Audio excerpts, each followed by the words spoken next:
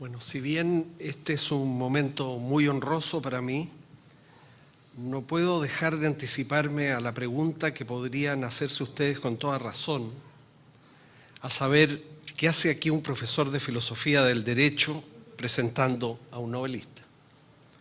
Podría justificarme con alguno de los muchos textos que tratan de literatura y derecho, pero no lo haré. Apelaré tan solo a mi condición de lector de novelas y a mi gusto por aquellas que he leído de Leonardo Padura.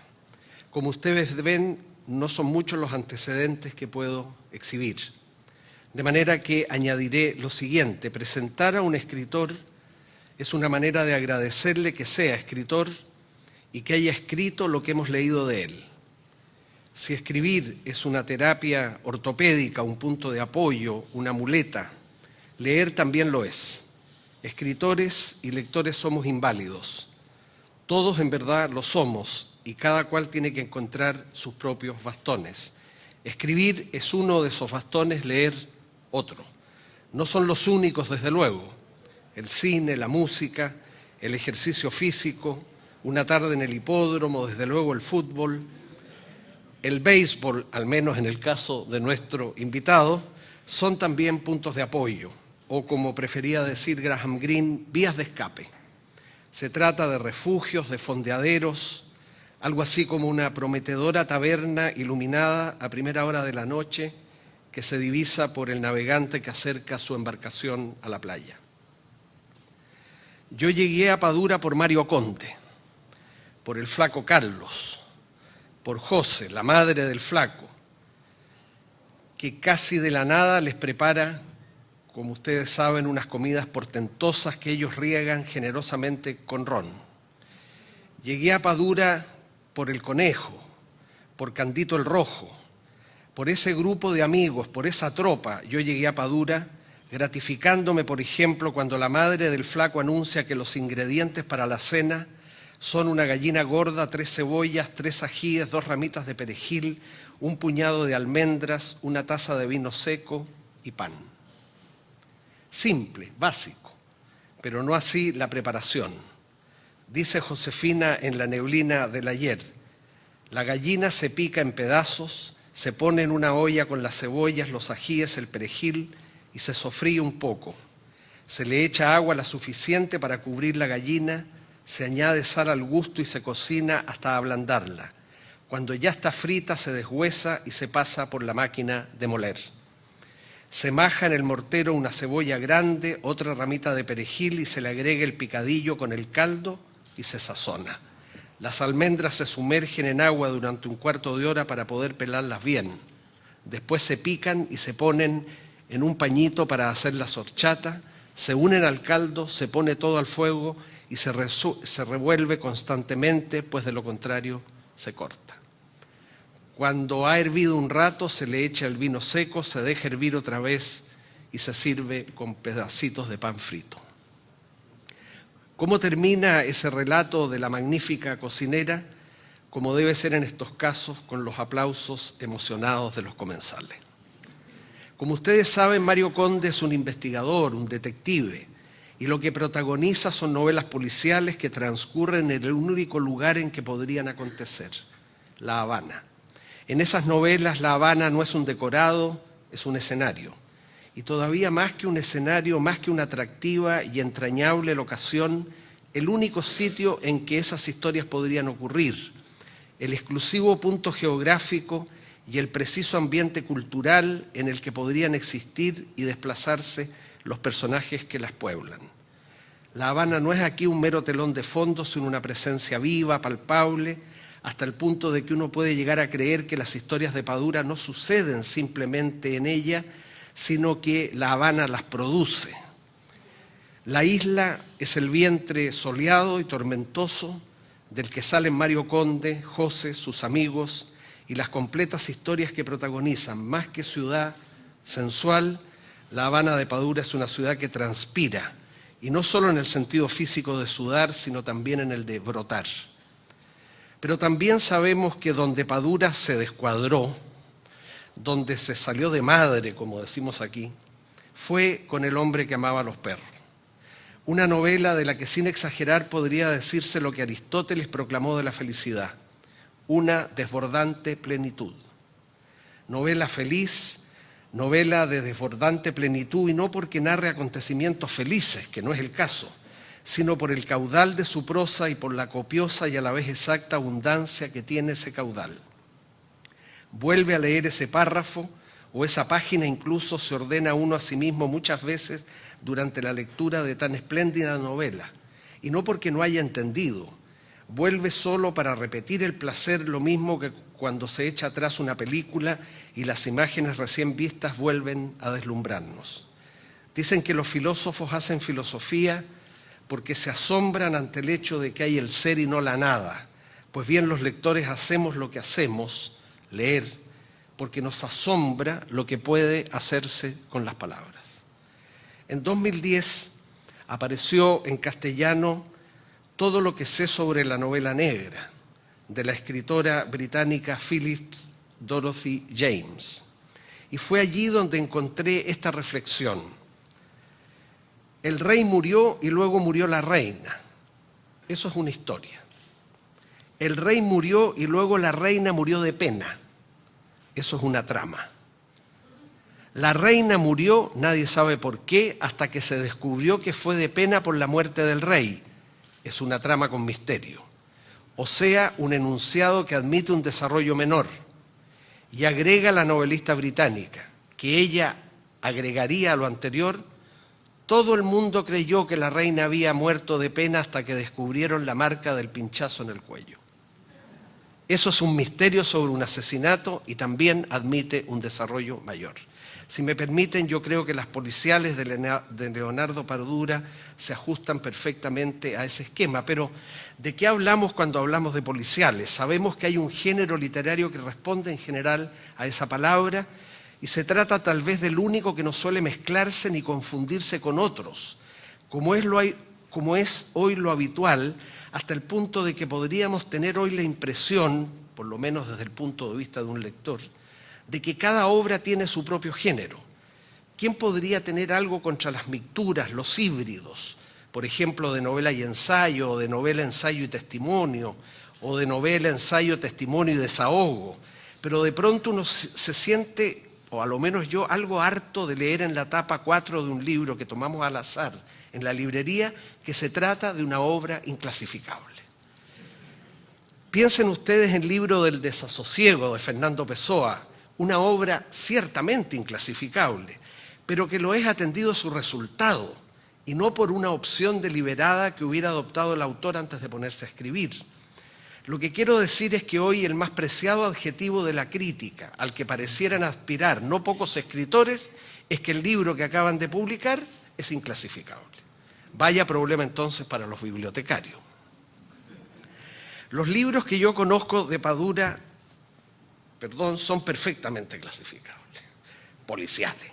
Y en cuanto al hombre que amaba a los perros, ¿qué podré decir? Novela, simplemente novela deslumbrante, mas no por sostenerse en algunos personajes y sucesos reales de evidente importancia histórica, sino por lo que a mí me parece la inusual calidad de su escritura. Si se quiere leer historia en esa novela, ¿por qué no? Pero lo que al menos yo experimenté, lo mismo que muchos de ustedes, fue el placer de una gran historia, de convincentes y complejos personajes y de una calidad literaria superior. Es, y perdonen por destacar cosas básicas, pero que a veces se olvidan o se posponen, es una novela bien escrita, notablemente bien escrita. El hombre que amaba a los perros se puede leer como novela histórica, se puede leer como novela política, se puede leer como novela policial, se puede leer a la vez como todo eso, es decir, como novela histórica, política y policial, pero ante todo se lee como una buena novela, como una muy buena novela, casi creo yo como si se tratara de una novela insuperable, aquella que los lectores y aún el propio autor podrían reconocer como la obra maestra de sus vidas. Y si bien Padura, cuando se le pregunta por qué se sienta a escribir, alude a menudo al carácter social de su obra, no a su dimensión estética, añade en una reciente entrevista lo siguiente: Cito, esa respuesta social que está en la literatura es la que yo trato de que tenga, además, dice él, un valor estético, que tenga calidad en cuanto al lenguaje, a la estructura, una complejidad en la construcción de los personajes, en la manera de entender y de expresar una realidad determinada. He escuchado yo a veces a escritores decir que a ellos no les interesa escribir bien, sino tener historias que contar. Y lo que me pregunto es cómo diablos pueden afirmar algo como eso. Todos tenemos historias que contar. Todos llegamos a casa por la noche o nos reunimos con amigos en torno a una mesa luego del trabajo y damos la forma de un relato interesante a los sucesos más o menos insignificantes que hemos vivido durante la jornada. Iris Murdoch decía que en tal sentido todos somos escritores, puesto que todos de alguna manera narramos, todos intentamos conferir un cierto orden al caos de la realidad y de las experiencias diarias que nos toca vivir. Por su parte, Karl Popper afirmaba que todos somos filósofos, puesto que nadie puede eludir hacerse preguntas que consideramos filosóficas, así nomás sea la de cuál es el significado de la vida humana sobre la Tierra o cuál el sentido de nuestra particular existencia. Pero la verdad es que no todos somos filósofos, tampoco todos somos escritores. Como no todos somos cineastas, aunque tengamos algunas historias que nos gustaría filmar. La escritura es un oficio, no un talante. El escritor no es solo un depósito de historias, sino una bóveda viva de palabras. Las historias, diría yo, no bastan. Sin palabras, sin las palabras exactas, las historias son únicamente posibilidades. Un escritor no es quien tiene historias, sino quien sabe transformar las posibilidades que las historias son en un texto por el cual el lector pueda trasladarse con la facilidad con que en un aeropuerto avanzamos por la cinta transportadora. Scott Fitzgerald decía que antes de escribir y sobre todo antes de publicar, lo que el autor debe preguntarse no es si quiere decir algo, sino si acaso tiene que decir algo. No basta con querer decir algo, hay que tener la convicción de que eso tiene que ser dicho. Pero volvamos mejor a las policiales. Hay aquí presentes escritores y expertos en teoría literaria que no tienen por qué tolerar que un lector aficionado como yo les diga de cábala cosa, ¿no? Son lo mismo las novelas policiales, las de detectives, las de misterios, la novela negra, el thriller. Por ejemplo, las novelas de Philip Dorothy James son detectivescas y de misterio. Y en el caso de Padura, diría Leonardo, detectivescas desde luego que no. En las obras de Padura no hay un investigador inteligente, acucioso, sobrio y con gran capacidad deductiva para desenredar un misterio o encontrar a un asesino a partir de un cierto número de pistas que el autor comparte con los lectores.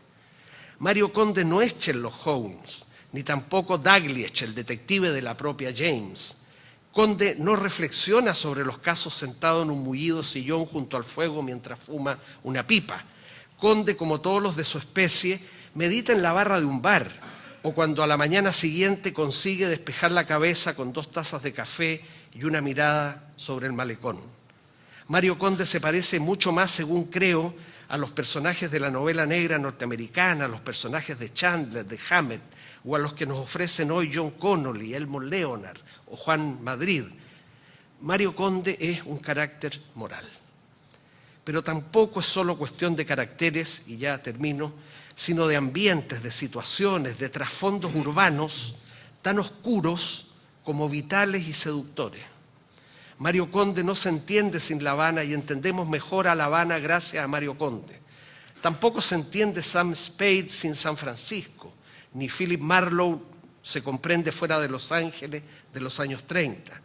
Lo que Raymond Chandler dijo de su personaje, Philip Marlowe, vale también para Sam Spade, el personaje de Hammett, y vale también, creo, para Mario Conde, de Leonardo Padura. ¿Qué dijo Chandler? Se trata de redentores, mas no porque se sientan los mejores hombres del mundo, sino porque pertenecen a la clase de los mejores. Pertenecen a la clase de los mejores, Mario Conde, sin presumir de ello, más bien todo lo contrario, y sin ni siquiera darse cuenta. Hay sí una diferencia entre Mario Conde, Sam Spade y Philip Marlowe. El Conde no es un policía, Belconde es un policía, no un detective privado con licencia. Y eso podría dificultarle tener un juicio crítico sobre el cuerpo de orden al cual pertenece. Pero no, Conde es un escritor que trabaja como policía y es eso lo que lo salva de ser un nombre más en la plantilla del cuerpo de policía de La Habana. Mario Conde tiene nostalgia, muchísima nostalgia, o sea, recuerdo de las cosas buenas que tuvo en el pasado o que imaginó que iba a tener en el futuro. Cosas buenas en el plano personal, desde luego, pero también en el aspecto social y político de su país. Conde, como certifica el propio Padura, tuvo un pasado de feliz credulidad, la mística de que vendría un mundo mejor, aunque todo eso fue luego bruscamente cancelado. Pero la nostalgia de Conde es cualquier cosa menos un tópico, tampoco es inocente. Es, me parece, una nostalgia provocada por la inconformidad con el presente y por la añoranza, no de un pasado que hubiera sido mejor que el presente, sino de uno en el que se creyó que el futuro lo sería. Nostalgia en suma de un futuro que no fue. Pero Leonardo Padura no viene hoy a hablarnos de Mario Conde, o no solo de Mario Conde, sino de cómo es hoy escribir en La Habana y seguramente también de cómo es hoy vivir en La Habana, de cómo es pensar allí, de qué se siente estar en una urbe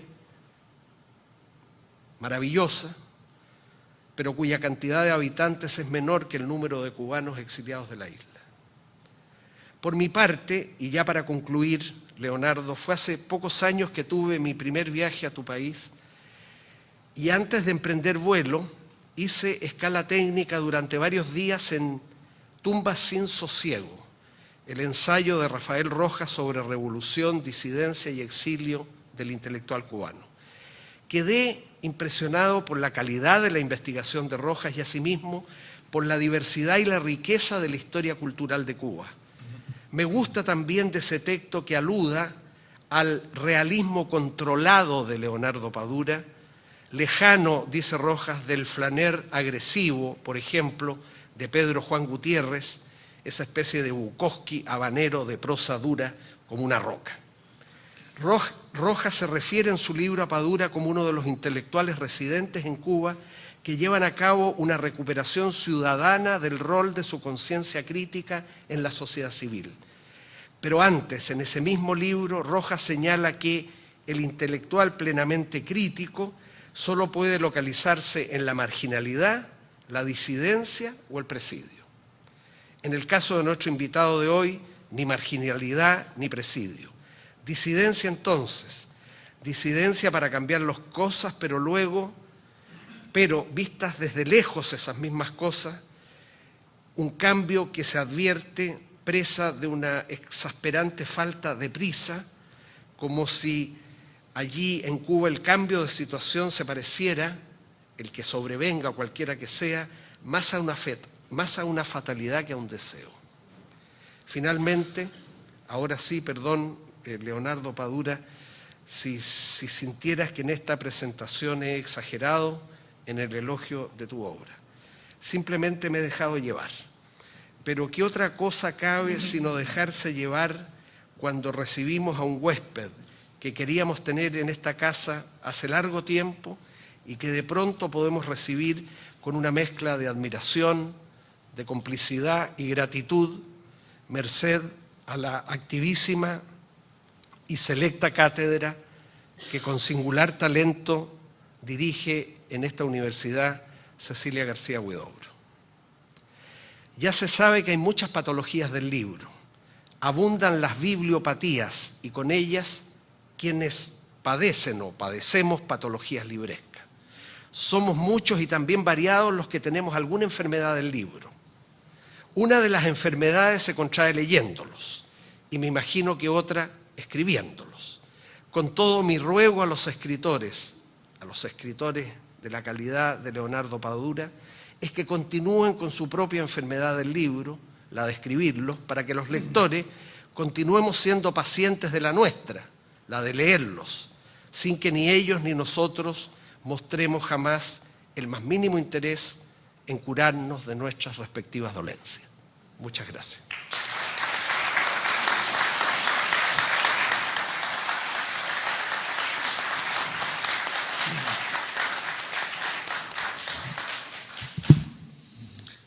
Buenos días. Finalmente estamos cumpliendo un sueño que durante 2 años la doctora Cecilia García Huidobro me ha hecho soñar y ha soñado ella, y es estar un día aquí en esta universidad y específicamente en una cátedra dedicada a un escritor como Roberto Bolaños.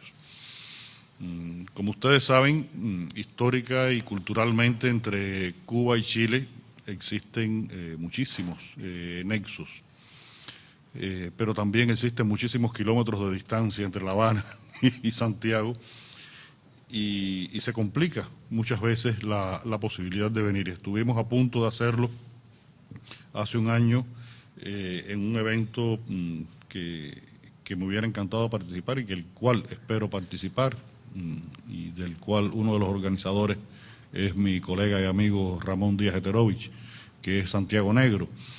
Pero en aquel momento tenía la presentación de una novela que salía en Europa y bueno, fue imposible, y hasta hoy que cumplimos este sueño. Así que quiero agradecerle a todos los que han participado en la posibilidad de esta visita que se haya concretado. Y quiero, bueno, por supuesto, agradecerle especialmente a Agustín esas generosísimas palabras de presentación. Antes de venir yo conversé por email, ya decimos conversar por email, con Cecilia, la posibilidad de qué tema tocar esta mañana acá y sobre todo de qué carácter. Y aunque estamos en una universidad y había la posibilidad de hacer una lectura de un texto más académico, más ensayístico, más teórico, nos decantamos los dos por un texto más provocativo, en el sentido de que creo que a pesar de todos esos lazos y de tal vez por esos kilómetros de distancia que nos separan, últimamente el conocimiento de lo que ocurre en Cuba o con la literatura cubana, igual que en Cuba, lo que ocurre en Chile o con la literatura chilena, no tenemos la suficiente información, y ese es un mal latinoamericano bastante extendido. Y por eso voy a leer un texto que tiene que ver conmigo, con Cuba, con la literatura cubana, con lo que ha sido un tránsito a través de casi 40 años y lo que es el presente. Este texto, quiero advertir, yo lo preparé para leerlo en la Casa de las Américas de La Habana. En octubre del año pasado yo estaba en España preparando unos trabajos que estaba haciendo, y el director de la Casa de las Américas, Roberto Fernández Retamar, me escribió un correo diciéndome que me proponía que fuera el protagonista de un evento que se celebra todos los años que se llama Semana de Autor, que es que durante 5 días, 5 tardes, se le dedica a un autor varias mesas para el estudio de su obra, y en el cual el autor participa. Y hubiera sido algo absolutamente normal si no hubieran existido 2 condiciones previas que me sorprendieron mucho.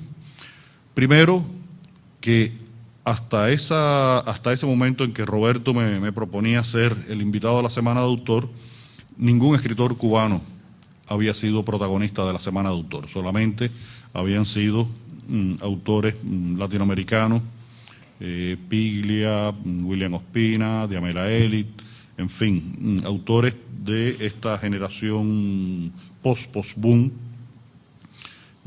pero todos autores latinoamericanos y ningún cubano. Ese era el primer elemento que me sorprendía. El segundo era que fuese yo precisamente el escogido para ser el primer cubano que protagonizara una Semana de Autor, existiendo en Cuba toda una serie de escritores que de una manera mucho más oficial u oficiosa representan la cultura cubana como los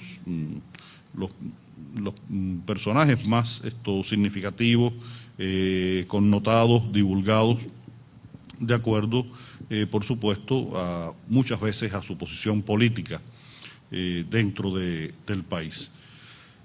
Yo soy fundamentalmente en el contexto literario cubano y en la sociedad cubana algo así como un electrón suelto, porque publico fundamentalmente mis obras fuera de Cuba, después se publican en Cuba, hago periodismo dentro de Cuba, pero se publica fuera de Cuba y después de alguna manera circula en Cuba, y he mantenido posiciones, primero, de independencia y segundo, ciertas posturas críticas con respecto a lo que ha sucedido en Cuba durante estos años. Por lo tanto, todo esto me hacía sospechar que había algo detrás de esa invitación a ser el protagonista de la Semana de Autor. Y lo descubrí un mes después. Todo esto pasó en noviembre del año pasado y a mediados de diciembre me llaman y me dicen que he recibido el Premio Nacional de Literatura. Evidentemente fue como una preparación artillera para que se me concediera el premio. Soy el primer escritor de mi generación que lo gana. Hasta ahora habían sido autores de generaciones anteriores, en los últimos años autores incluso bastante mayores, muchas veces con poca obra literaria, más bien obra ensayística, y creo que se había hecho todo lo posible para no darme el Premio Nacional de Literatura, pero que había llegado el momento en que ya no se podía hacer nada más, y la Semana de Autor fue como una preparación. Ocurrió algo muy significativo, y es que la Semana de Autor se celebra, estuvo por ejemplo también Rubén Fonseca, en una pequeña sala que está en el primer piso de la Casa de las Américas, donde caben alrededor de 60 personas.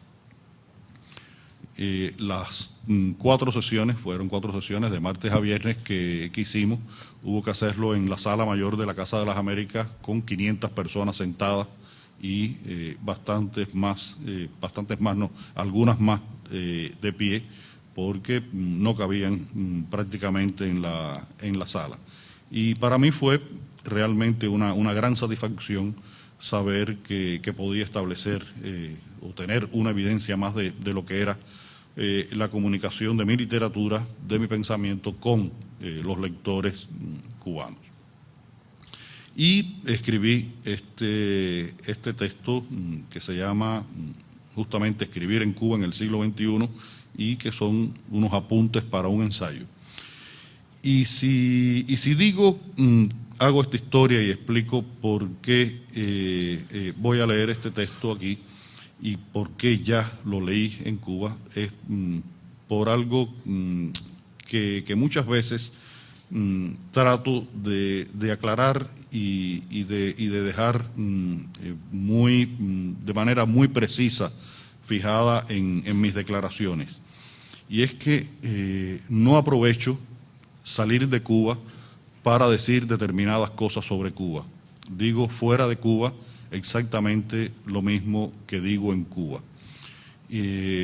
No soy un disidente en el sentido de que nunca he pertenecido, y por lo tanto creo que sobre todo lo que trato de practicar es algo que me parece que es muy beneficioso para el escritor, que es tener una actitud independiente, algo muy difícil de lograr en un país socialista como es el caso de Cuba todavía en estos momentos.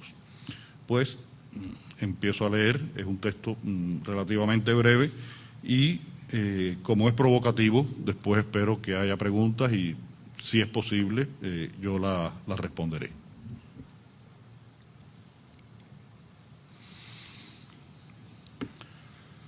Hay 3 preguntas que me hago con cierta frecuencia, y aunque para otras personas algunas de estas interrogantes puedan no tener demasiado o ningún sentido, tratar de encontrarle una respuesta convincente a cada una de ellas es uno de los desafíos que más me obsesiona, y suelo ser bastante obsesivo. La primera pregunta, y quizás la de más fácil y en apariencia obvia respuesta, es ¿por qué soy cubano? La posible facilidad con que podría ser contestada, es decir, soy cubano simplemente porque nací en Cuba y he vivido toda mi vida en Cuba, por lo cual sentimental, cultural y humanamente no tengo otra opción que la de ser cubano, se puede complicar con cierto sentimiento de predestinación cósmica, de fatalidad o gracia geográfica, eso que llamó Virgilio Piñera la maldita circunstancia del agua por todas partes, o la perla de las Antillas, como se le llamaba a Cuba en la época de España, razones ajenas todas a mi voluntad o capacidad de decisión.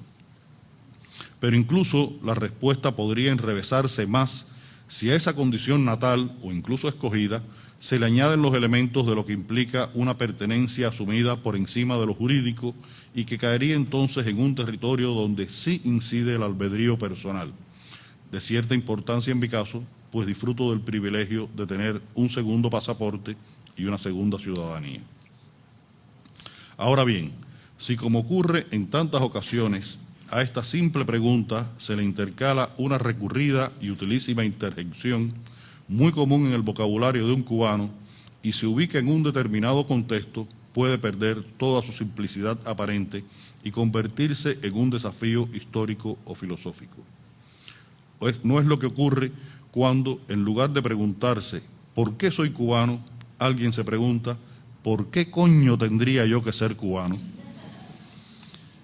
Hecha y matizada esta pregunta, su pertenencia en mis obsesiones se hace más evidente, pues sin ella y sus posibles respuestas, que pueden estar condicionadas por factores coyunturales, difícil me resultaría empezar a hacerme las otras dos preguntas recurrentes y evidentemente más complicadas. ¿Por qué soy un escritor cubano? Y, sobre todo, una que calca y a la vez amplía y modifica el sentido de la anterior con una subordinada. ¿Por qué soy un escritor cubano que escribe y vive en Cuba?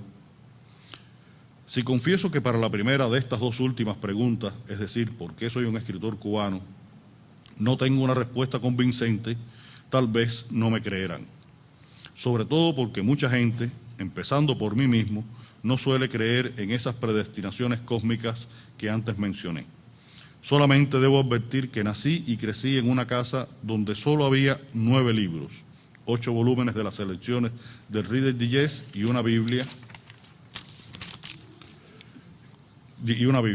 que soy hijo de un masón y una católica a la cubana, de los más corrientes y típicos, que crecí en un barrio llamado Mantilla, donde todavía se dice ir a La Habana cuando alguien se traslada al centro de la ciudad, y que hasta 1980 el nivel escolar más alto alcanzado por alguien de mi familia era el 8º grado, al cual habían llegado a duras penas mi madre y una tía paterna.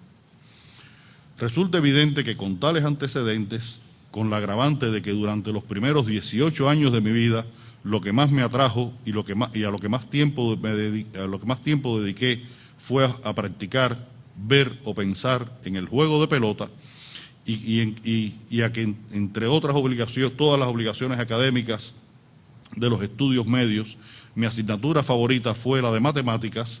No veo en mi pasado remoto razón alguna que pueda indicar una vocación a la edad en que se forjan las vocaciones más profundas. Fue en la Escuela de Artes y Letras de la Universidad de La Habana, en un momento mutilada y condenada a ser solo Escuela de Letras, y de pronto transfigurada en Facultad de Filología, donde me topé con el deseo de ser escritor como si no pudiera dejar de hacerlo. Lo interesante es que llegué a ese sitio y encuentro, por pura casualidad socialista, pues mi intención de graduado preuniversitario fue la de estudiar periodismo con el sueño de fungir como cronista deportivo. Pero en aquel preciso curso académico no habría la carrera de periodismo, como tampoco la de historia del arte, por la que luego intenté decantarme. Ante tanta reorganización de lo que estaba organizado, era el año 1975, la cúspide de la institucionalización del país, trastabillando tras mi sueño de escribir sobre pelota y limitadas mis libertades de escoger, terminé estudiando literatura hispanoamericana, sin imaginar siquiera que aquellas actualizaciones universitarias me pondrían en el camino de lo que ha sido mi vida profesional y sentimental, o sea, toda mi vida, pues mientras estudiaba esa carrera sentí por primera vez la posibilidad de soñar, no ya con la crónica deportiva, sino con la práctica de la literatura. Y además encontré a la muchacha que, desde entonces, me acompaña en cada acto de mi existencia, aunque debo admitir que a veces lo hace a regañadientes. Por ello, a diferencia de otros pretendientes escritores o incipientes escritores que comenzaron a levantar la cabeza en la isla por aquellos finales de la década de 1970 y que se harían más visibles en el decenio siguiente, cuando yo comienzo a sentir las exigencias de la literatura, no tenía la menor conciencia de en qué universo pretendía entrar y de hecho estaba entrando. Justo por aquellos años, una de las profesiones más ingratas que se pudiera aspirar en Cuba era precisamente la de practicar la literatura, a la cual, sin embargo, se daban entusiastamente tantos habitantes del país que se podía tener la impresión de que éramos el paraíso de los escritores. Porque en la Cuba de 1980 había, además de poetas, narradores y ensayistas a secas, también muchísimos creadores colectivos de teatro nuevo, legiones de escritores policiales, de testimonios y de ciencia ficción, y miles de talleristas, escritores voluntarios y escritores aficionados, todos con sus concursos, premios y publicaciones. Curiosamente, aquella superpoblación de nuestra República de las Letras había cuajado justo cuando varias decenas de los más notables escritores cubanos, por causas, sospechas y hasta simples suspicacias de diverso origen, habían vivido, como consecuencia de una ortodoxia socialista llevada a los extremos, toda una década de marginación y silencio, en medio de la cual algunos de ellos se encontraron con la muerte y el silencio eterno, sin poder llevarse al otro mundo siquiera la esperanza de una reparación de su obra y vida. Mi desconocimiento o mal conocimiento de aquella historia oscura, de la que se hablaba poco o en voz baja, no me hizo dejar de notar, sin embargo, algo que me pareció alarmante. Tan graves habían sido los pecados o deslices de estos escritores cubanos si en aquellos inicios de la década de 1980 se les rehabilitaba silenciosamente, como si lo pasado nunca hubiera pasado y sin que nadie asumiera culpas ni ofreciera disculpas. Fue en el ambiente más favorable de esos años cuando me hice o comencé a hacerme un escritor cubano que vivía en Cuba y, por vía atmosférica, más que por un proceso de racionalización, fui descubriendo cómo debía enfrentar la literatura alguien que pretendiera ser aquello en lo que yo me estaba convirtiendo, un escritor cubano que vive en Cuba. Para comenzar, alguien con tal condición era un compañero que necesariamente debía tener un trabajo, como periodista, asesor literario, profesor, funcionario, y realizar además de sus empeños literarios que se hacían en horas robadas al descanso o al horario laboral. Era alguien cuya aspiración máxima radicaba en el hecho de sacar un turno en la cola para publicar sus obras en alguna editorial de la isla, pues el extranjero resultaba algo difuso, lejano, solo accesible para figuras ya históricas como Alejo Carpentier y Nicolás Guillén, o para autores tan reconocidos como Manuel Cofiño, el representante por excelencia del realismo socialista cubano, o sea, el escritor ejemplar de aquel tiempo. Manuel Cofiño era un hombre que se hacía acompañar por un maletín donde siempre cargaba los sobados contratos de las traducciones al ruso, moldavo, rumano, uzbeco, de sus exitosas y muy promovidas y reeditadas novelas. Y un escritor cubano debía ser, además, un ser social con suficiente conciencia de clase, del momento histórico, no hace falta precisar cuál, pues siempre hemos vivido en un momento histórico, y de la responsabilidad del intelectual en la sociedad, como para escribir solo lo que se suponía o le hacían suponer que debía escribir. En dos palabras, alguien capaz de manejar continuo el arte castrante de la autocensura para evitar el agravio de la censura. Para un pretendiente escritor cubano, mis destinos laborales de aquella década de 1980 fueron los mejores que hoy pudiera imaginar y, si me hubiera sido posible, escoger, en una época en la que el acto individual de elegir no era práctica frecuente. Perdón.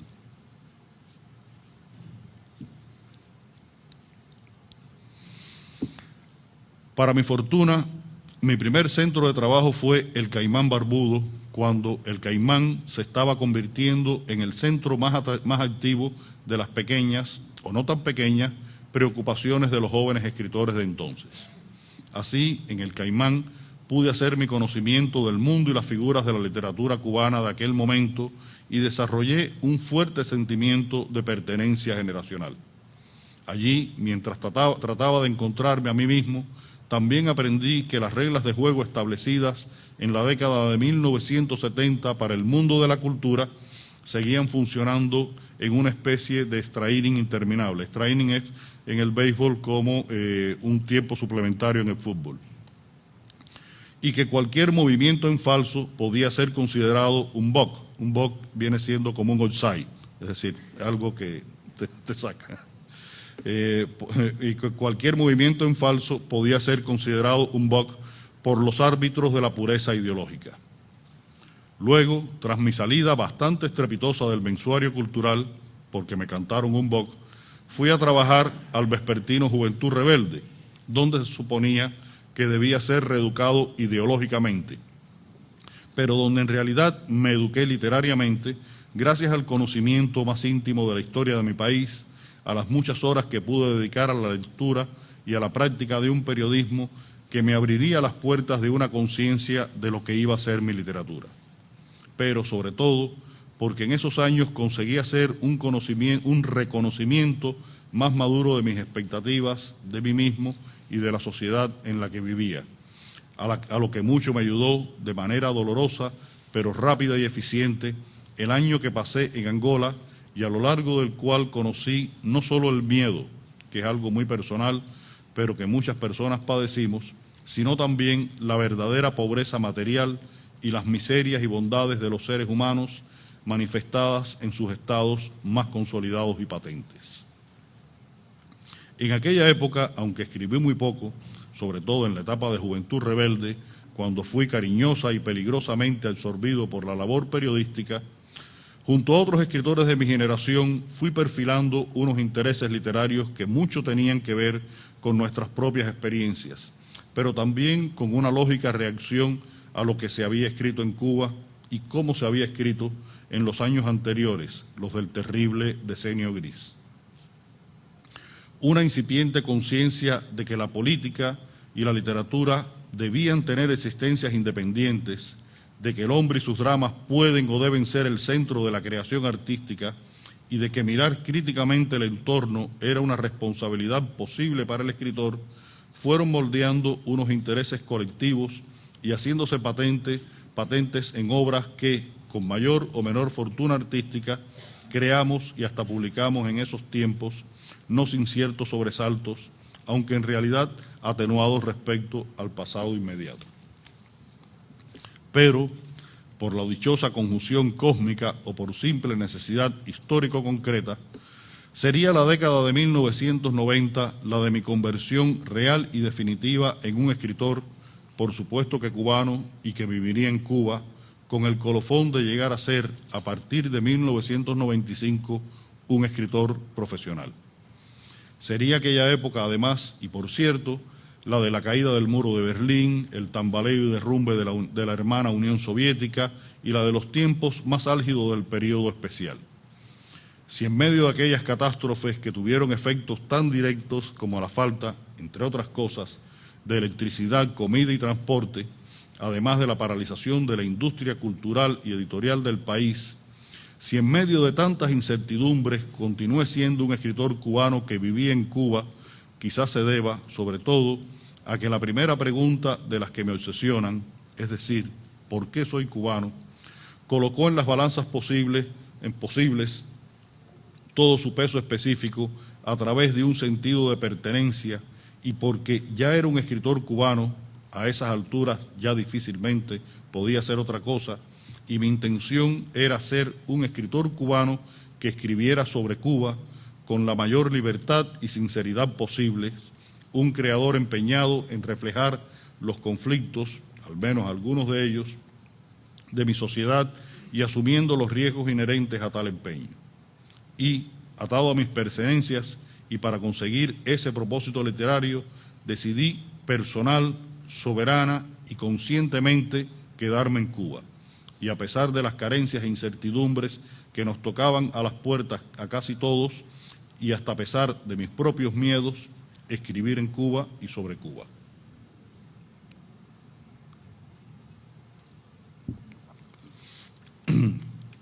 Fue la práctica de la literatura la que me salvó entonces de la locura y la desesperación a la que me abocaba el medio ambiente.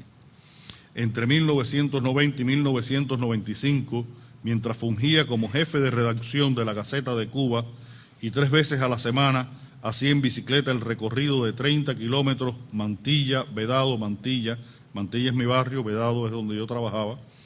En invierno y en verano, en seca o en lluvia, la escritura se convirtió en mi refugio y escribí en ese período 3 novelas, Pasado Perfecto, Vientos de Cuaresma y Máscaras, un libro de cuentos, mi largo ensayo sobre Carpentier y lo real maravilloso, 3 o 4 guiones de cine, y hasta organicé 2 libros con mi periodismo de los años anteriores y una antología de cuentistas cubanos titulada El submarino amarillo. Gracias a la literatura viajé a España, México, Colombia, Argentina, Italia, Estados Unidos. Gracias a la literatura y a esos viajes y al pasaporte uruguayo de Daniel Chavarría, pude comprarme una computadora. En aquella época a los escritores, a los ciudadanos cubanos, no nos permitían comprar nada que se vendiera en dólares, las computadoras se vendían en dólares, y había un escritor uruguayo que vive en Cuba, que era el que nos compraba las computadoras a todos los que lográbamos reunir el dinero. Gracias a la literatura y a esos viajes y al pasaporte uruguayo de Daniel Chavarría, pude comprarme una computadora y hasta una lavadora y algunas bandejas de picadillo de res en las tiendas donde se expendían productos en divisas, cerradas entonces para los cubanos, pero con un resquicio abierto para los escritores cubanos que vivíamos en Cuba y obteníamos alguna moneda fuerte de nuestras estancias en el extranjero, cuando esa moneda, dólares la que fuera, era convenientemente trocada en unos cheques rojizos que nos permitían acceder a aquel privilegio que, aunque no incluía las computadoras, nos salvaba de la inanición y de la cárcel, cuando allá podías terminar por andar por la calle con unos dólares en el bolsillo. Es hora ya de advertir que, si para hablar de lo que ha sido y sobre todo de lo que es la práctica de la literatura en Cuba a estas alturas del siglo XXI, parto de un recuento de caminos forzados por la realidad, avatares sociales y económicos y al fin de decisiones personales, se debe a la percepción de que mi relación con el entorno y mi experiencia individual como escritor cubano que ha vivido y vive en la isla, recibió y ha recibido a lo largo de 30 años el peso y la presión de todas las circunstancias por las que ha ido pasando el ejercicio de este arte en el país. Una influencia que, de muchas maneras, han condicionado mis expectativas y necesidades de creador y de ciudadano perteneciente a una generación muy específica de cubanos. La que nació en la década de 1950, estudió en las universidades durante el crítico periodo de los 70 y entró en la literatura insular con una tímida ruptura en los años 1980. La generación que, en el momento de su madurez y posible eclosión, vio alterado su desarrollo o evolución con la llegada del eufemísticamente bautizado período especial que marcó la última década del siglo XX y proyectó su espectro hasta este presente de hoy, de ahora mismo, la generación literaria cubana que tal vez con mayor encono recibió los golpes, pero también los beneficios, sí, los beneficios, de los años en que de esos años que el solo hecho de recordarlos da hambre, calor y hasta riesgo de sufrir una polineuritis cegadora que, como una plaga silenciosa, comenzó a invadir la isla. Porque en medio de aquel caos, locura, lucha por la supervivencia pura y dura que se instauró en el país, mientras escribía como un loco para no volverme loco, algo comenzó a cambiar en la condición del escritor cubano que vivía en Cuba, movida por la presión de esa especie cultural, los escritores, que, por supuesto, ya no era tan abundante como en los días de 1970 y 1980, por varias razones. Primero, porque publicar un libro en una editorial nacional o regional se convirtió en algo excepcional y muchos dejaron de intentarlo. Segundo, porque muchos escritores emergidos en los 70 en verdad no lo eran tanto y se evaporaron. Y tercero, porque otros muchos de los escritores cubanos que vivían en Cuba cambiaron su condición por la de escritores cubanos que vivían fuera de Cuba, o, como se les ha dado en llamar, escritores de la diáspora o el exilio. Una relación lamentablemente desactualizada aparece en el epílogo de Informe contra mí mismo del entrañable y ya desaparecido Lichi Diego, alias Eliseo Alberto. Lo que se movió en el territorio de la creación y específicamente de la literatura cubana fue una suma de circunstancias materiales y espirituales capaces, en su conjunto, de redefinir la situación del escritor que vivía en Cuba y alterar de modo bastante radical el contenido y las intenciones de su obra.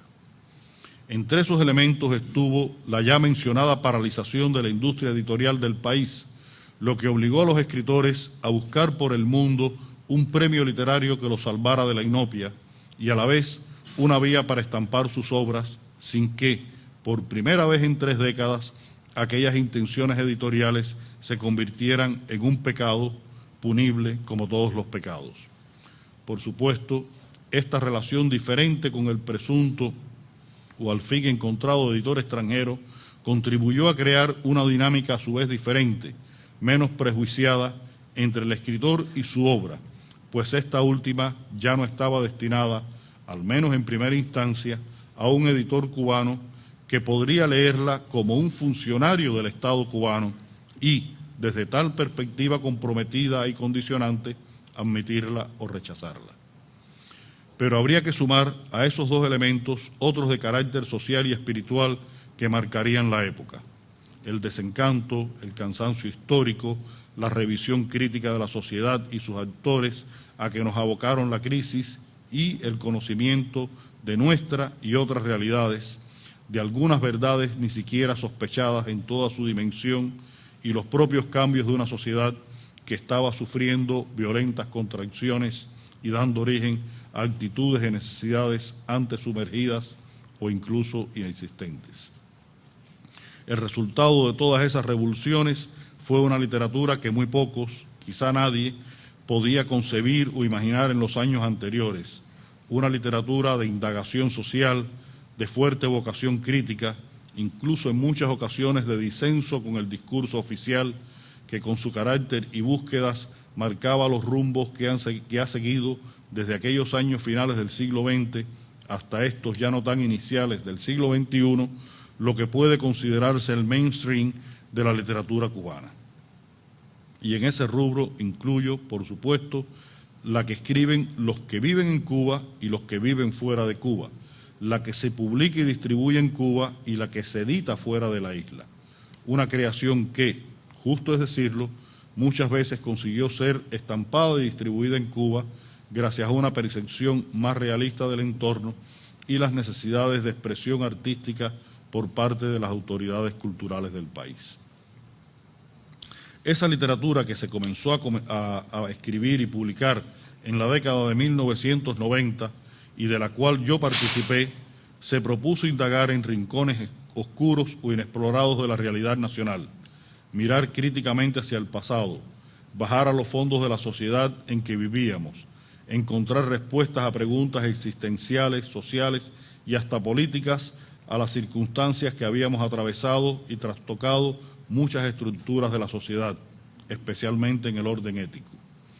Varios de los escritores de ese momento consiguieron el propósito de encontrar casas editoriales fuera de la isla, entidades que publicaron y promovieron su obra y les confirieron un nuevo sentido de independencia, tanto literaria como económica. En el terreno de lo artístico, tal independencia se manifestó en una creación cada vez menos condicionada a lo establecido, más abiertamente crítica, incluso o sencillamente más personal. En el plano de lo económico, permitió la profesionalización de algunos escritores y la posibilidad, o cuando menos, el anhelo conseguido de muchos otros, una condición impensable hasta la década de 1980 y que, por supuesto, confería otra dosis de independencia al escritor cubano que vivía en Cuba y escribía en Cuba.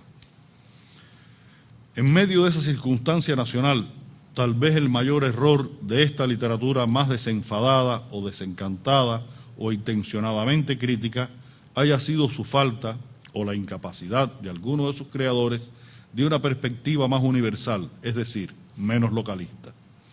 La insistencia en determinados mundos sociales, personajes representativos, problemáticas específicas y modos expresivos que se tornaron repetitivos hizo que una parte notable de esta literatura se encallara en lo inmediato, en las tan peculiares peculiaridades cubanas, y creó una retórica que, al pasar el momento de júbilo internacional por esa nueva literatura creada en la isla, en especial la novelística, cortó o dificultó el acceso a las editoriales foráneas, las cuales también viven sus propias crisis, de nuevos escritores cubanos que viven en Cuba y escriben sobre Cuba.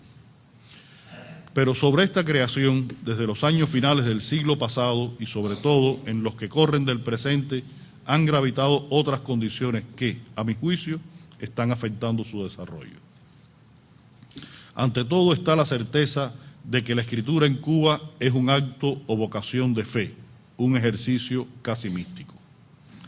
En un país donde la publicación, distribución, comercialización y promoción de la literatura funciona de acuerdo a coyunturas por lo general extraartísticas y no comerciales, de búsqueda de equilibrios culturales y hasta códigos aleatorios de imposible sistematización, la situación del escritor y su papel se vuelven inestables y difíciles de sostener. Los escritores que solo publican en Cuba reciben por sus obras unos derechos retribuidos en la cada vez más devaluada moneda nacional, en función de lo que se pueda adquirir con ella, por supuesto, en cantidades pagadas muchas veces con relativa independencia de la calidad de su obra o de la aceptación pública que consiga.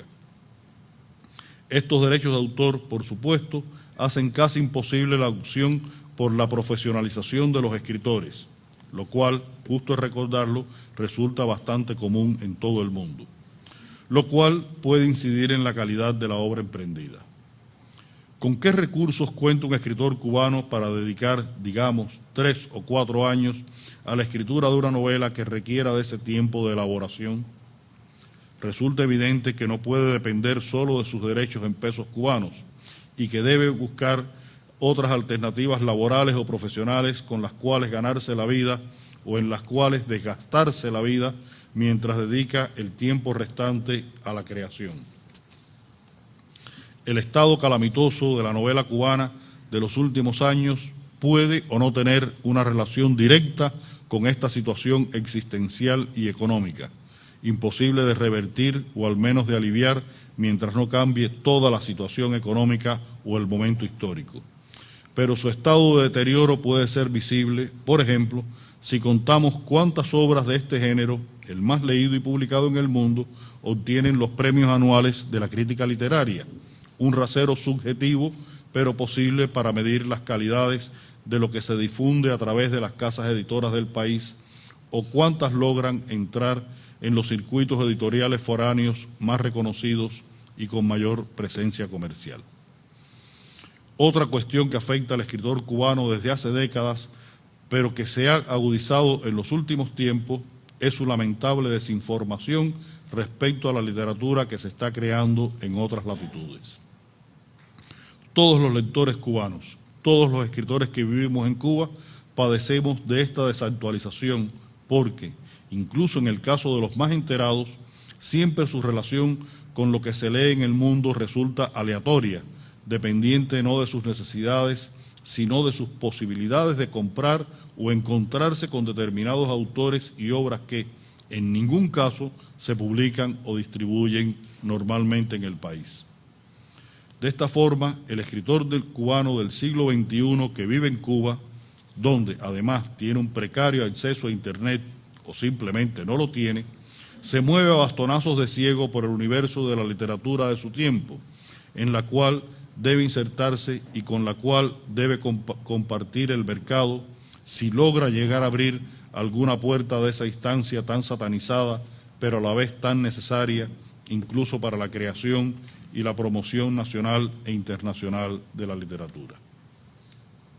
No se puede olvidar tampoco que con mucha frecuencia el escritor cubano que vive en Cuba y escribe en Cuba debe además enfrentar una muy deficiente política promocional, entre otras razones, por la propia existencia de un mercado del libro dentro del país, pero también, entre otros factores, por el ruinoso estado de la crítica literaria doméstica y por la todavía presente, en estos tiempos de cambio de mentalidad y de muchas otras cosas, sospecha política a la que puede verse sometido si su obra no es complaciente con los preceptos de la ortodoxia fundada en aquellos lejanos, pero todavía, para algunas mentes, actuantes límites de lo correcto o lo conveniente patentados en los años 1970.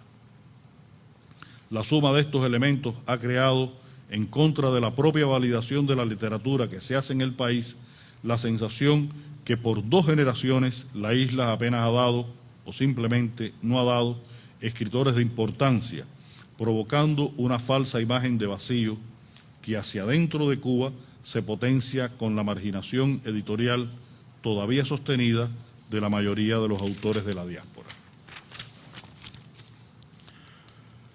Aunque no lo deseaba especialmente, para hacer más evidente esta situación de la promoción del escritor, debo volver ahora a la experiencia personal para ejemplificar cómo puede funcionar la realidad antes descrita. Cuando la Casa de las Américas me invitó a ser el escritor que protagonizara la Semana de Autor del año 2012, más aún el primer escritor cubano al que se le dedicara una Semana de Autor, mi previsible reacción fue de asombro.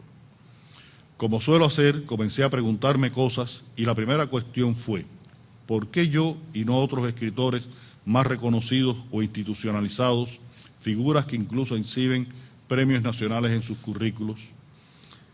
Antes de hacerme más preguntas, dije a la dirección de la casa que sí, por supuesto, que sí aceptaba con mucho orgullo el honor y el reconocimiento a un trabajo que una acción como la Semana de Autor representa. Pero a la vez no pude dejar de recordar que un año atrás, cuando la Maison de América Latina de París, el Pen Club francés y la Sociedad de Amigos de Roger Caillois me entregó el premio que lleva el nombre de ese importante escritor, ningún medio oficial nacional se acercó a mí o promovió, como se promueven otros acontecimientos o acciones, un suceso que me desbordaba como escritor y entrañaba, como es evidente, un reconocimiento para la literatura cubana, sobre todo la que se hace en Cuba por los escritores que vivimos en Cuba. Porque en la lista de los anteriores galardonados con el premio, ninguno cubano, aparecían los nombres, entre otros, de Carlos Fuentes, Mario Vargas Llosa, Adolfo Bioy Casares, Roberto Bolaños y ahora el de un cubano que sigue escribiendo y viviendo en Cuba. No se puede olvidar, al recorrer la situación actual del escritor cubano que vive en Cuba y anotar algunas de sus tribulaciones y logros, el más esencial de los elementos que, a mi juicio, definen su carácter y sobre todo el de su obra. A diferencia de otros países donde los escritores más notables o activos suelen tener una presencia social o artística gracias al soporte de los medios de mayor circulación o prestigio, el escritor cubano apenas tiene su obra y alguna que otra entrevista como vía para expresar su relación con el mundo, con su realidad, con sus obsesiones.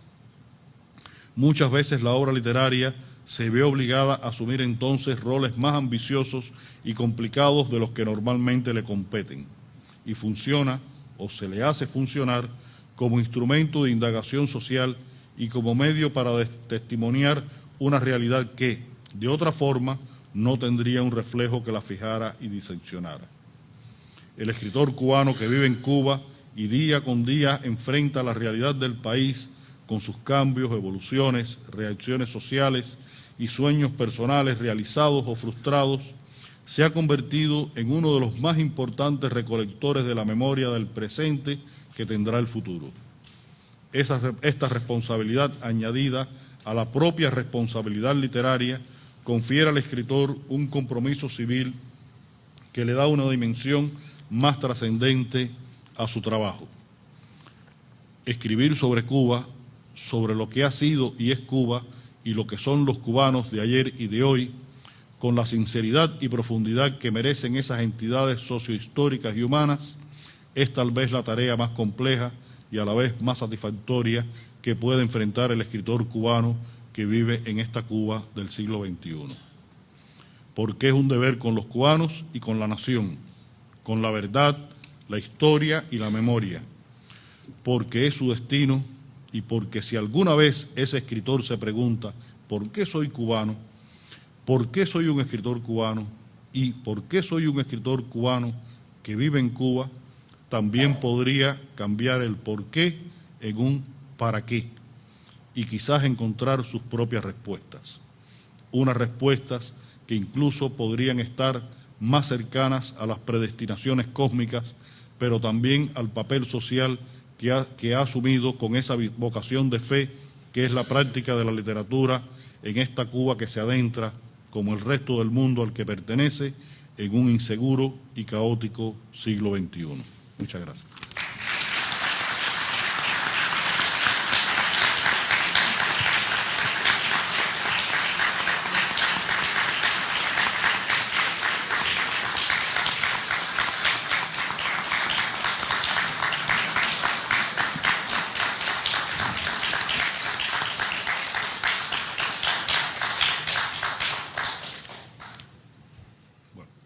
Si tienen alguna pregunta, por supuesto, estoy dispuesto a...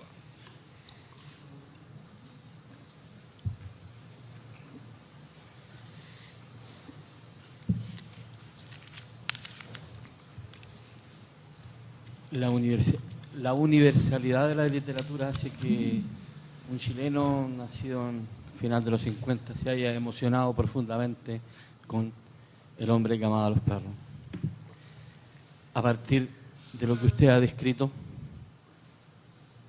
¿cómo se la arregló para descubrir, estudiar, investigar la vida de Trotsky y de Ramón Mercader en las circunstancias que usted describe de el vivir y escribir en Cuba?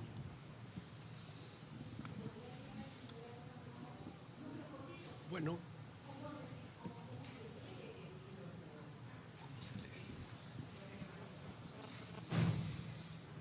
primero la investigación.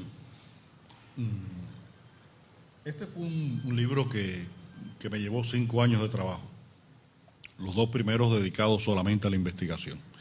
Y es un libro que tiene un proceso de que me decidiera o descubriera que yo quería escribir una novela bastante dilatado.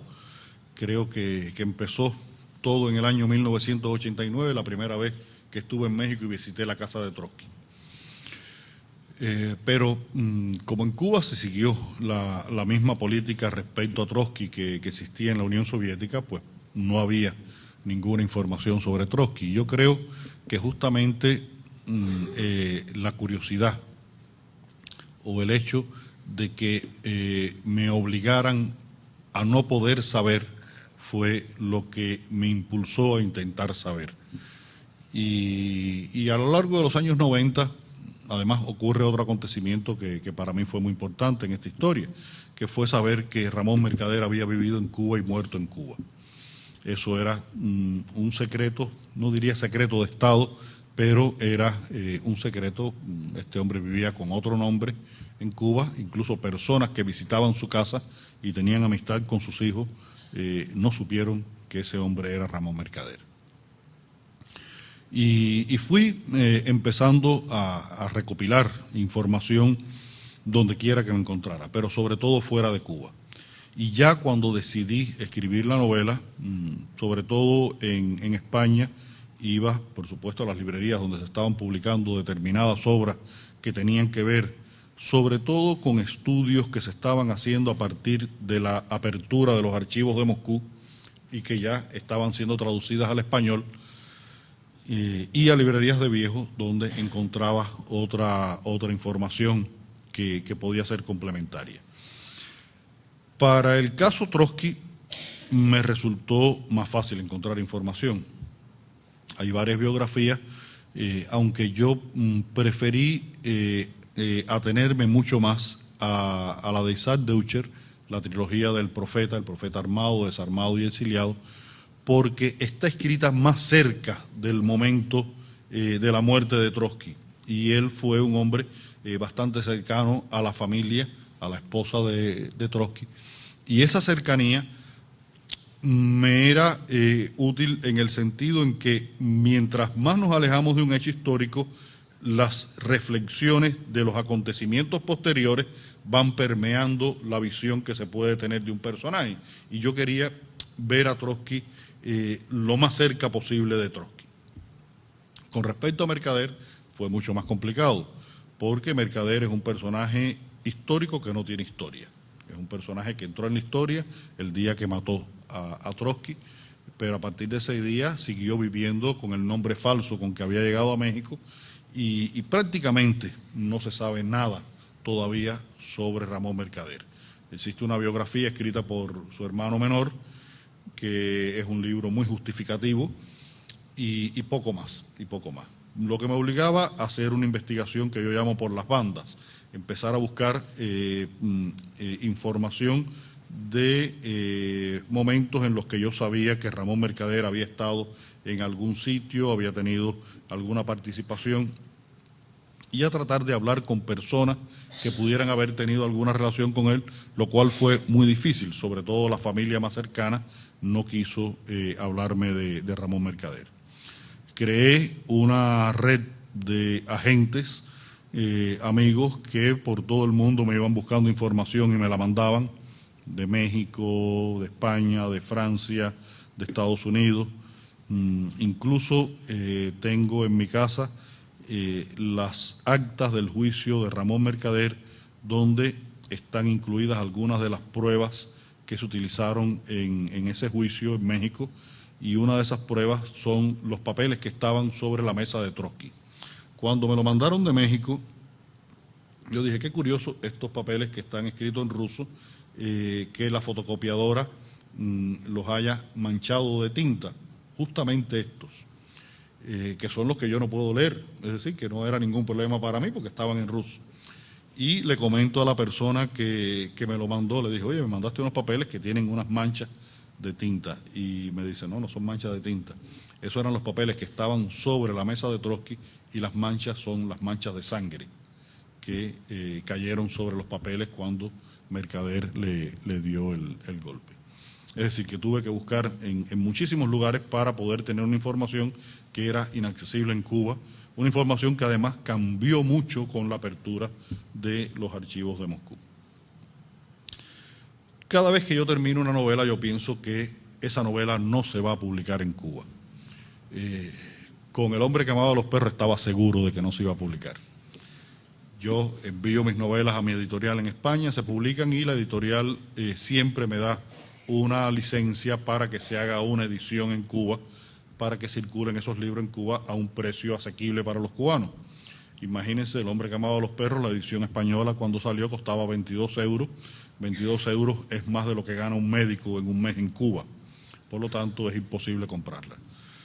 Sin embargo, muchas personas en Cuba fueron pidiéndole a amigos que venían de España o de México o de Argentina, donde están las 3 filiales de la editorial, que les mandaran esa novela, o se la compraran, se la trajeran. La gente en Cuba tiene tantas necesidades que cada vez que yo me enteraba que alguien decía, oye, le dije a un primo mío que vive en España que me comprara la novela y me la mandara, en vez de pedirle que le mandara un par de zapatos, aquello me oprimía el corazón. Y muchas personas la leyeron de esa forma. Después se publicó finalmente en Cuba al año siguiente, la primera edición, en el año 2010, y la reacción fundamental que hubo por los lectores cubanos, tengo varios emails guardados, muchas personas me lo dijeron verbalmente, otras personas por teléfono, fue una reacción que creo que valió la pena todo el esfuerzo que significó escribir esta novela, que me llenó de incertidumbre por momentos. Y es que esas personas me dicen que me agradecen que yo haya escrito esta novela, por dos razones. Una, porque han podido conocer una historia que les era desconocida por falta de información, y por otra parte, porque han podido conocer mejor su propia historia, porque han vivido las consecuencias de muchas de las historias que se cuentan en esta novela. Esa ha sido una de las reacciones fundamentales y creo que la que más me ha satisfecho. Le quiero hacer una pregunta muy puntual. Usted dijo lo difícil que es... Un poquito más alto, por favor. Sí. Usted dice lo difícil que es lograr ser independiente en un país socialista como Cuba. Entonces, yo quería preguntarle, para usted, la característica de ese régimen cubano es la concentración del poder político, del poder económico, del poder social en un solo centro. ¿Esa es la característica? Es una de las características que ha comenzado a cambiar. Hasta el año 1989-1990, el único empleador que existía en Cuba era el Estado cubano. En Cuba existe una figura que es lo que yo llamo la hidra de las tres cabezas, ¿no? Partido, Estado y gobierno, que son lo mismo, porque el secretario general del partido es el primer ministro y es el jefe de Estado. Entonces, es decir, es una sola entidad. Y al ser el Estado el único empleador, podía pasar algo que fue lo que me ocurrió cuando a mí me sacan del Caimán Barbudo, que me quedé en una situación que dije, bueno, ¿qué cosa va a pasar con mi vida?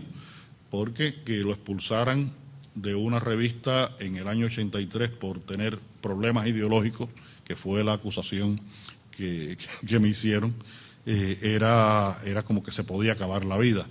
Yo lo cuento en El hombre que amaba a los perros con respecto al personaje de Iván, que tiene que ir a trabajar a una emisora de radio en el extremo de Cuba, porque es el único destino que le dan. Es decir, que la independencia económica era imposible en Cuba en esos años. A partir de los años 90, la situación económica se hace tan difícil que muchas personas empiezan a tratar de buscarse la vida por medios alternativos. Incluso se autoriza otra vez el trabajo independiente, lo que en Cuba se llama el trabajo por cuenta propia, aunque a medida que fue avanzando la década y las cosas se fueron volviendo a controlar un poco, se apretó los controles con respecto a esos trabajadores por cuenta propia. En estos momentos existen muchos más trabajadores por cuenta propia, existe esa posibilidad. En el caso de los artistas, por supuesto, yo lo digo, tenía que ser un compañero que trabajara en alguna instancia del Estado y que además escribiera. En estos momentos es posible ser pintor profesional, escritor independiente, cineasta independiente, porque muchas personas realizamos un trabajo que no depende de las estructuras de la industria cultural cubana. Es decir, que es posible tener ese estatus de una mayor independencia, que no es total, pero que es mucho mayor. A veces a mí me preguntan, sobre todo porque es una preocupación que tiene la gente, bueno, ¿y tus derechos de autor tú tienes que entregarlo al gobierno cubano? No, mi relación con el gobierno cubano es la de un ciudadano que paga sus impuestos según lo que haya ganado cada año. Y no más, y no más. Y eso hace que uno pueda sentir realmente que en estos momentos puede tener mucha mayor independencia. En los años 80, ni 60, 70, 80, ni pensarlo.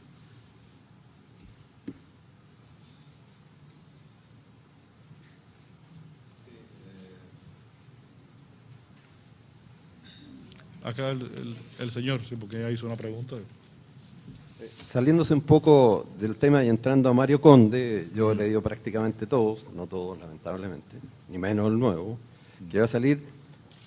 Uno logra percibir además una historia de la mujer cubana, si uno empieza a ver los protagonistas y el grupo, y en las relaciones amorosas del detective, y en los distintos personajes femeninos que van apareciendo, uno permite mirar debajo, ¿no es cierto?, que se va desplegando una historia poderosa de cómo la mujer cubana vive y ama.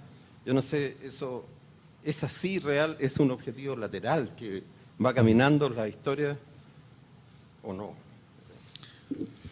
Yo creo que nunca ha sido un propósito expreso mío, por lo menos en las novelas de la serie de Mario Conde, trabajar el tema de la situación de la mujer en Cuba, ni mucho menos. Las mujeres aparecen como personajes, en algunos casos con mucha importancia dentro del desarrollo de la trama, en otros casos como personas que acompañan a personajes más importantes. Hubo hace como 7, 8, 9 años, cuando terminé las primeras 4 novelas, una profesora de una universidad que hizo una maestría sobre el léxico era el léxico machista o el léxico de género, algo así, el léxico de género creo que se llamaba, en las 4 estaciones.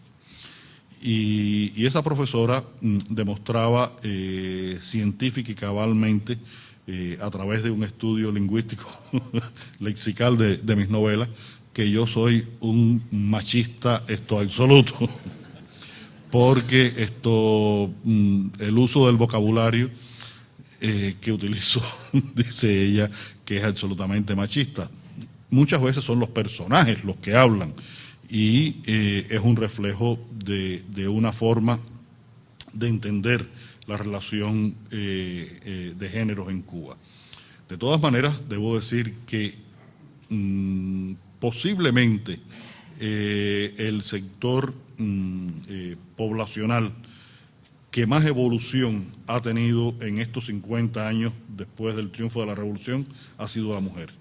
Las mujeres son en estos momentos la mayor cantidad de profesionales que hay en Cuba, la mayor matrícula universitaria, tienen exactamente los mismos derechos laborales y salariales de los hombres. A veces en Cuba nos asombramos, ya los de mi generación, cuando alguien nos dice, no, por hacer determinado trabajo en un país a un hombre se le paga esto X y a la mujer se le paga X menos tanto, solamente por ser mujer. Nos asombramos porque eso en Cuba no ocurre. Pero sí ocurre, sigue ocurriendo, somos cubanos, somos del Caribe, las religiones que están en la base de la religiosidad, esa heterodoxa cubana, por una parte el cristianismo, por otra parte las religiones afrocubanas, que son muy machistas, crean culturalmente una relación donde todavía el machismo es importante y donde muchas mujeres todavía asumen determinadas posiciones machistas. En Cuba no ha habido un movimiento feminista, por ejemplo, visible, notable, entre otras razones porque las principales ganancias las han obtenido, pero también por cuestiones de carácter, sobre todo cultural. Y si a veces me dicen, bueno, ¿y por qué no pones personajes femeninos que sean más importantes en tu novela? Cuando yo hago un recuento, creo que sí, que hay bastantes personajes femeninos que tienen cierto protagonismo. Por ejemplo, en Vientos de Cuaresma, la persona asesinada es una mujer, y alrededor de esa mujer se descubre toda una trama de corrupción, de problemas éticos en el sistema educacional cubano. En el caso de Paisaje de Otoño, es una mujer la que desencadena todo el conflicto que se produce y que termina en el asesinato de uno de los personajes. Es decir, que creo que sí que tienen un papel en los libros, aunque esa profesora haya demostrado categórica y científicamente que soy un machista de mierda. A ver, la señora quería preguntar algo.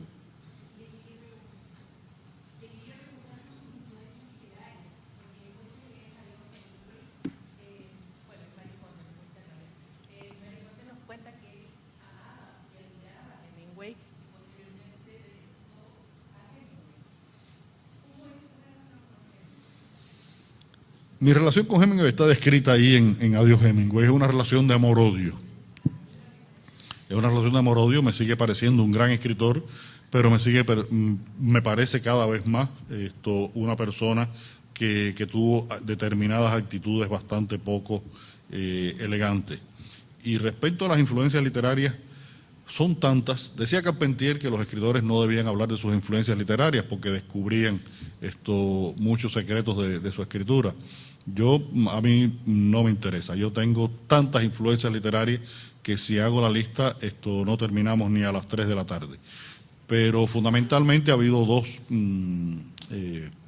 sistemas, por llamarlo de alguna forma, que han tenido mucha importancia en mi trabajo. Uno es la novela norteamericana del siglo XX, porque creo que es la que mejor sabe contar historia, y la otra es la novela latinoamericana de la segunda mitad del siglo XX, porque uno tiene que aprender a escribir con los que saben escribir bien en su propia lengua, ¿no? Y ahí están, creo que, los dos elementos, además de, bueno, los maestros de la novela policial, por supuesto. Señora, por allá.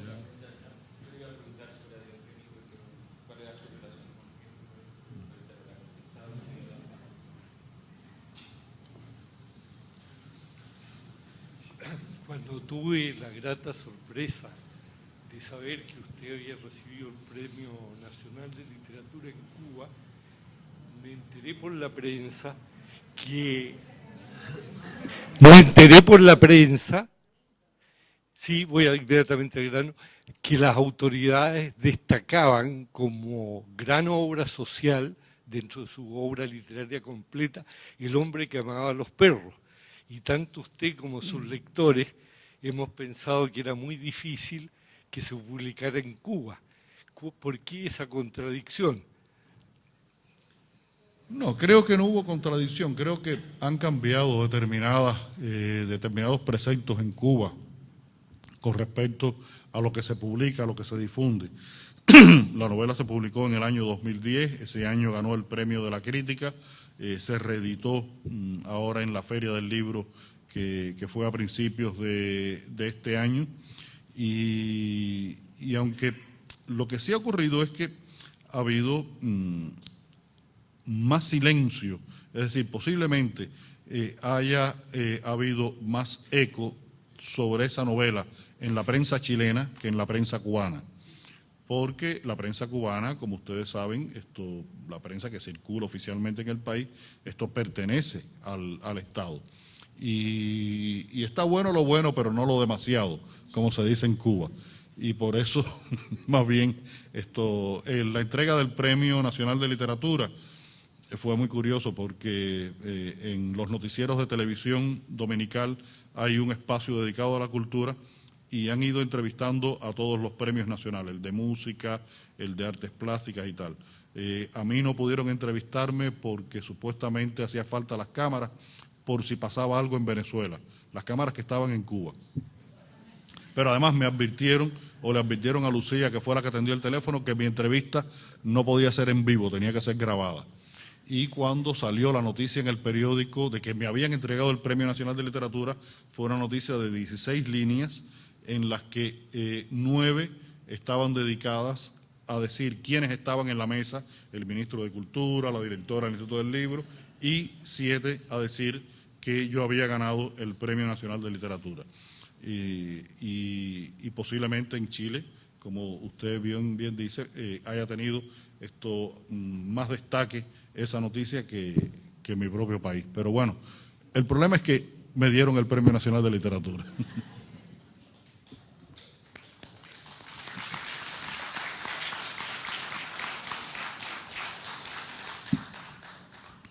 A ver, por allá. Sí, autocensura y censura, tanto en el periodismo como en la literatura, pero hoy. ¿Me puede contar un poquito sobre todo esto? Yo creo que los niveles de censura en la literatura han disminuido notablemente, y que los de autocensura han disminuido muy notablemente. es que yo creo que la posibilidad de que se le deje de publicar un libro a un escritor en Cuba, como digo aquí en lo que leí, no lo afecta esencialmente. Y el escritor, sobre todo, lo que está es tratando de buscar la posibilidad de publicar su libro fuera de Cuba y obtener una promoción mayor. En cuanto al periodismo, ya esa es otra historia. La prensa, la televisión, la radio pertenecen a la hidra de tres cabezas y aunque el propio gobierno en estos últimos años, con Raúl Castro al frente, ha criticado la gestión de la prensa en Cuba, de todas maneras el propio Estado, es que es imposible pensar que la prensa en Cuba va a tener un carácter diferente mientras tenga los mismos dueños. Si todos pertenecen al Estado, al gobierno y al partido, la crítica que pueden hacer sobre el Estado, el gobierno y el partido siempre será una crítica muy superficial. Evidentemente, incluso a veces es hasta orientada y uno lo descubre. Uno dice, de pronto hacen una crítica, voy a ponerle un ejemplo de algo que ocurre, sobre cómo en los mercados que venden en divisa hay personas, funcionarios, que alteran los precios. Eso lo sabe todo el mundo en Cuba. Hacen un reportaje sobre ese tema y al día siguiente hay una inspección nacional de precios en los mercados que venden en divisa. Es evidente que a la periodista le dijeron, prepara este trabajo crítico sobre una situación que vamos a tratar de resolver y darle una respuesta en la realidad. Pero sería muy difícil que teniendo los mismos directores, los mismos periodistas, los mismos conceptos, la prensa pudiera tener una función diferente. Queremos hacer un suplementario con respecto a la literatura. La razón por la cual hay más actitud, más libertad, más posibilidades, es porque el mercado del libro es muy restrictivo y por lo tanto no llega a demasiadas personas y por lo tanto... Eso es una parte, pero sobre todo es porque los escritores ya no pueden escribir de otra forma. Hace varios años, más de 10 años, cuando estuvo en Cuba el Papa Juan Pablo II, el escritor español Manuel Vázquez Montalbán estuvo en La Habana haciendo una investigación para un libro que se llamó Y Dios entró en La Habana. Y le preguntó a un alto funcionario del Ministerio de Cultura, dile, bueno, dime el nombre de un escritor que escriba literatura ortodoxamente revolucionaria. Y dice que ese funcionario le empezó a hablar de lo bien que tocaba la guitarra Compay II.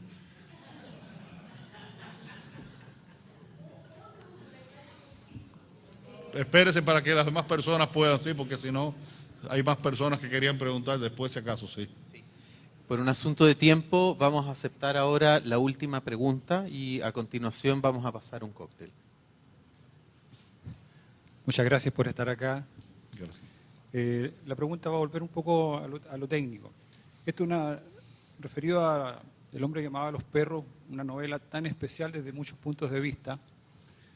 Evidentemente, el título de una novela cualquiera siempre está adentro, solo basta encontrarlo. Pero considerando la historia del personaje, este título, El hombre que amaba a los perros, evidentemente puede corresponder a una poética que es muy personal. ¿Usted puede aclararnos un poco esto? A veces los lectores descubren cosas en los libros que uno ni se imagina. Yo tenía dos personajes históricos que habían tenido, incluso dio la casualidad que el mismo tipo de perro, porque Trotsky cuando sale de Rusia, cuando está en el exilio allá en Uzbekistán, logra sacar uno de sus perros, que es un borzoi. Mercader tiene este tipo de perros en Cuba. Además, era un hecho que supe comprobado que de niño había tenido perros y que al salir de España el padre se deshizo de los perros. Trotsky en México tuvo perro, en su estancia en Francia tuvo perro, la perra que se llevó al exilio se le murió en Turquía y la enterró allí en la isla de Prínquipo. Es decir, que estos dos personajes tenían toda una relación con los perros. Y el personaje que yo quería crear, Iván, bueno, pues era muy fácil que también lo tuviera, porque eso ya era una decisión voluntaria mía. Y el hecho de que hubiera un cuento de Raymond Chandler que se llamaba justamente así, El hombre que amaba a los perros, y fuera la historia de un asesino a sueldo, pues me dio la conexión posible para utilizar este título, que además era un título que me resultó atractivo para la novela, porque a través de los perros la capacidad humana de Trotsky y de Mercader era más fácil de revelar. Eran dos hombres. Trotsky era un hombre absolutamente político, Mercader, bueno, se convirtió en un asesino político también, y había que buscar los costados humanos de estos personajes. En la parte del presente, que no es el presente, porque son ya los años 70, antes de que Mercader muera, yo utilizo algo que ocurrió realmente, la necesidad de sacrificar a uno de esos perros, como yo creo que es el momento en que Mercader es más humano en toda la novela, cuando le pide a Iván que lo ayude a sacrificar sin dolor a su perro, porque para él es lo más terrible tener que sacrificar a ese animal que sabe que está sufriendo ya en esos momentos, ya le fallaban las patas traseras. Y eso es un poco la razón por la cual escogí el título, pero nada más allá, nada más de carácter filosófico, ¿no?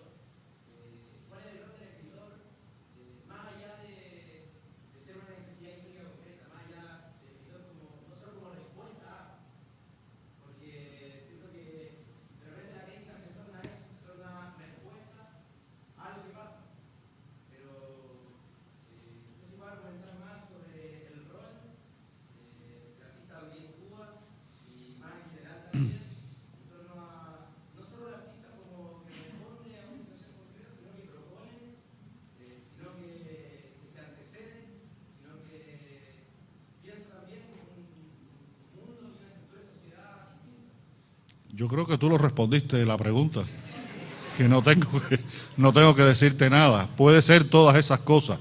Puede haber desde el escritor que escribe por el simple placer de escuchar la sonoridad de las palabras y crear una imagen bella, hasta un escritor que escriba por una conciencia política. Entre un extremo y otro, todo es posible. Y creo que fundamentalmente el desafío del escritor es con la literatura. Las consecuencias posteriores que tiene esa literatura depende de lo eficaz que haya sido el escritor en su desafío con la literatura. Yo puedo escribir la novela poética más con las intenciones más elevadas del mundo, o la novela política con la denuncia más vigorosa, pero si está mal escrita, generalmente no sucede nada. Creo que el principal compromiso del escritor es con la literatura, y a partir de ahí se resuelven o se logran todas las otras objetivos o propósitos que tenga el escritor. Bueno. Muchas gracias.